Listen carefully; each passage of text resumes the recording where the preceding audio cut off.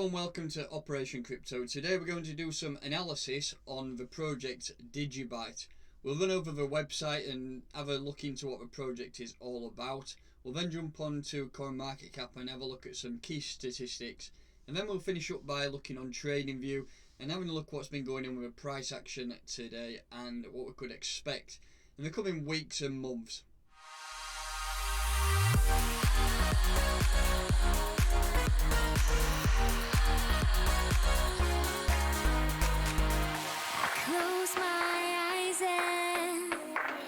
Right, let's get cracking, and we will start off on the DigiByte main website, and here it does show an overview of the app. I've used the app quite a few times. It's a very simple way of storing your DigiByte. All you have to do is sync it up, create a new wallet, sync it up, and then pretty much send your DigiByte there, and it's a great place to store it. So let's run into some information about the project. So it does say it is more secure, faster, and forward thinking. DigiByte is more than a faster digital currency. It is an innovative blockchain that can be used for digital assets, smart contracts, decentralized applications, and secure authentication. So what makes DigiByte stronger than others? So DigiByte is a rapidly growing open source blockchain created in late 2013 and released in early 2014. So just take it in from it. That's a long time that this project has been around, and it's good to know that you've got some team in place, or at least a community that are constantly working on a project. You get a lot of projects now that come out in a year and they just completely vanish. You know, with DigiByte, that you're getting a solid project and that has been worked on. It does say after 6 years of forward-thinking development, DigiByte has become one of the safest, fastest, longest and most decentralized UTXO blockchain in existence, and I do agree with that. It is a great project, and that is being shown in a price recently, which we'll have a look at towards the end of the video. So we have some key aspects of the project. It is truly decentralized. So DigiByte has never been funded through an ICO, which is an initial coin offering. That's what happened with a lot of projects back in 2017, or a significant amount of pre-mined coins. There is no CEO or a company controlling the DigiByte blockchain. It is a volunteer-based and global community-driven project. That's what we need to know. That is how things become decentralized. There's no central authority in place, and that's what's happening really. We have a volunteer base that are running a project. So it is more secure. DigiByte uses 5 cryptographic algorithms and real-time difficulty adjustment to prevent malicious mining, centralization, and hash power fluctuation. One of which is Odo Crypt, that it changes itself every 10 days for ASICs resistance. Another big key thing there, ASICs resistance. That's what people are talking about in the future, that crypto blockchains will be able to be hacked by ASIC resistance. But if we have this in place, then it's a great countermeasure on the network. So it's much faster. DigiByte blocks occur every 15 seconds, which is 40 times faster than Bitcoin and 10 times faster than Litecoin. Early SegWit implementation and blockchain rigidity enables up to 1,066 on-chain transactions per second with negligible fees. 1,066. If you talk about the Bitcoin network, then 7 transactions per second sometimes. So that's a massive jump on that. It's not the fastest, but it is fast enough for what we need currently. So forward thinking, over the past 6 years, DigiByte has repeatedly set itself apart with multiple blockchain firsts, such as DigiShield Guard, multi-algo mining, SegWit implementation, Odo Crypt algorithm, Dandelion++ privacy protocol, and DigiAssets and DigiID. So as you can see, there's a lot of firsts coming from our projects, and it just shows that the community and the volunteer base is absolutely on top of their game and know what they're talking about. We can run into slightly a little bit how the DigiByte blockchain works. So there are 3 layers of the most innovative part of the DigiByte blockchain, providing the network infrastructure, security and communications to function with cutting edge speed. So we have applications, the digital assets, the core protocol, and open source, which is permissionless. We're not going to go into depth about them because this is just a basic overview of projects, but all the links for the website and any information I talk about will be dropped below in the comments. Just some key stats here. So they have produced 11 million free, no, sorry, that's 113,962,053 blocks. And also we have nodes downloaded 306,853. And then there's quite a bit of in-depth history about a blockchain, but let's say we're not going to go into that. We're just going to talk about what you can do with a blockchain. So it's easy to use, which is another bonus. It's not an ICO. It is much faster, it does say here, approx 15 seconds, which is 40 times faster than Bitcoin. It is a mineable coin, so DigiByte is 100% proof of work, which is POW if you have seen that before. It does mean that there will be a maximum supply, but the supply is still not there because it will take a while to mine it. It does say here the manageable units. So compared to 21 million Bitcoin, 21 billion DigiByte, which is a 1,000 to 1 ratio to BTC, have been designed to be ready for mass adoption. DigiByte block rewards reduces by 1% every month instead of halving every 4 years, which Bitcoin does. So all 21 billion DigiByte will be mined by the year 2035. And then after that, miners will then rely on the transaction fees of the network to pay their fees. Just to get an overview of the statistics of DigiByte, so the ticker is DGB. With a coin price of just over 3 cents on the network, we had 2% down on today's trading, which is the 20th of August 2020.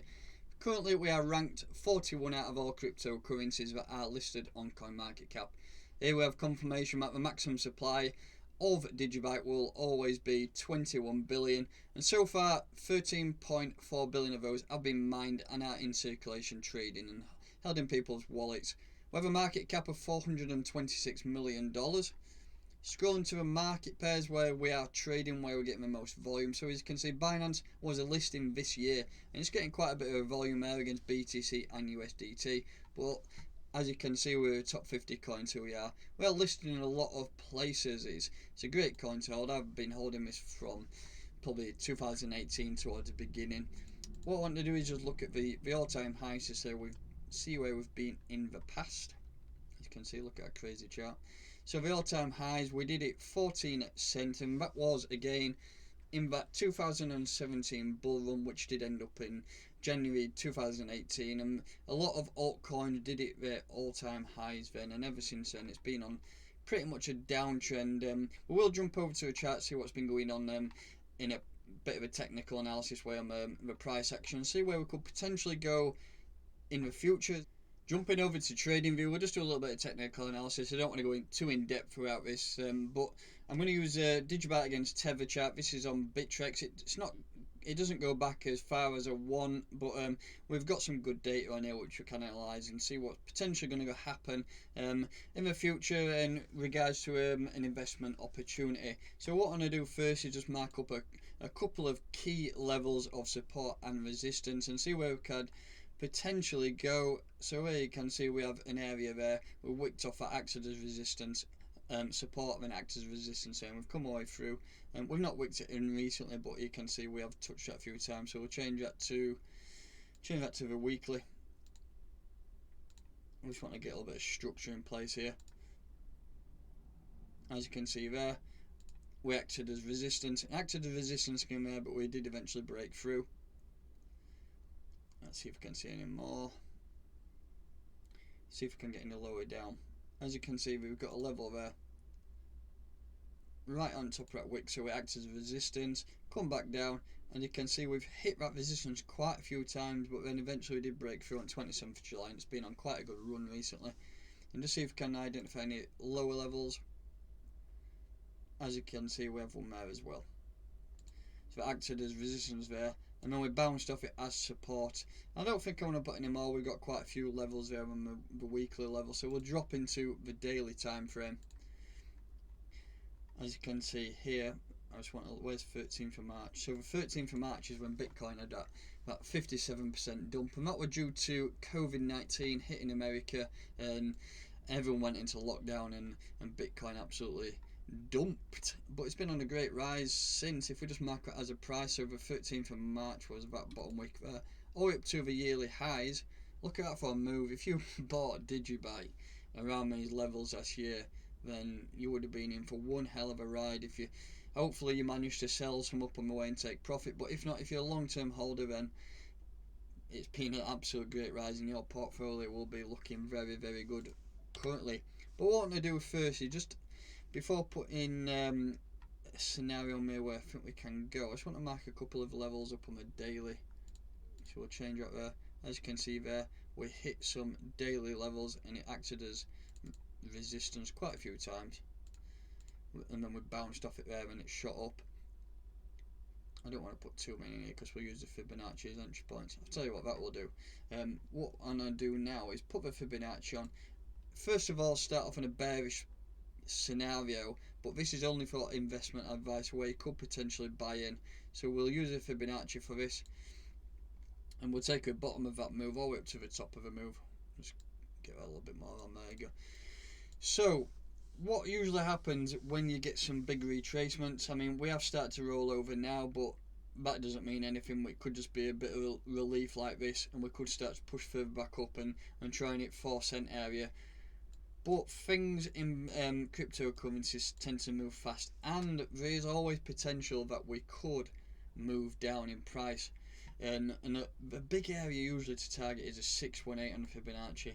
Around these areas could potentially be a great area of investment opportunity in the coming months if we do end up rolling over. I do think this level of weekly resistance and support could potentially get bounced off and we could shoot back up, but the 618 level is always a great area. I mean, I don't want to turn this into a bearish technical analysis because I really like the project and the community are solid, but you just need to be wary that we could potentially dip down into this area. There's always a chance. We have been down here for quite a while, as you can see. It was quite a big consolidation area around there, and there must be quite a bit of supply and demand in that area. So potential that we could go down there. So just have some orders in place in case we wick down and catch some nice orders down that area, and that would be around the 1.3 all the way up to 1.9 cents would be a great area in my opinion. But let's flip this round and let's have a look at potential areas where we could go in terms of a price prediction, because we are doing really well recently. What I want to do again is just use a Fibonacci, but flip it the other way around, and we'll take the top. What I did just notice there is that we did have a double top, and you can see it's come down there. You had a double top there. Whenever you get a double top, it does tend to return around and make a bit of retracement. As you can see there with the double top, it's come back down, but what we're looking for is a double bottom really, and then we can push up there and potentially eye up some next levels. And what I want to do here is look at the Fibonacci extension, and I do think that's a great area to target. I do think you can probably look at targeting 5 or 6 cents, and if we just look at that as a price perspective from now all the way up to it's an 84% price raise of current prices, but as you can see we've done 1,800% price raise over the last few months. So I do think that is possible, and I think short term over the next few months, if we don't roll over, then I think we're going to start to push up towards these levels. I do think that's a great area to target. As you can see, there's probably some resistance levels in around here, but I've not got the data on this chart to go fully back. There probably will be against Bitcoin, but I trade predominantly in Tether, so this is what chart I'm going to be using for this analysis. So that will wrap it up for today's video. That's an area where I think we could potentially go over coming weeks and months if we do switch back to bullish. If we don't, if we roll over, target these areas down here. But yeah, that's just an explanation of a project, some key stats, and a little bit of technical analysis. So please do make sure you do like the video, subscribe to my channel, and I'll catch you next time.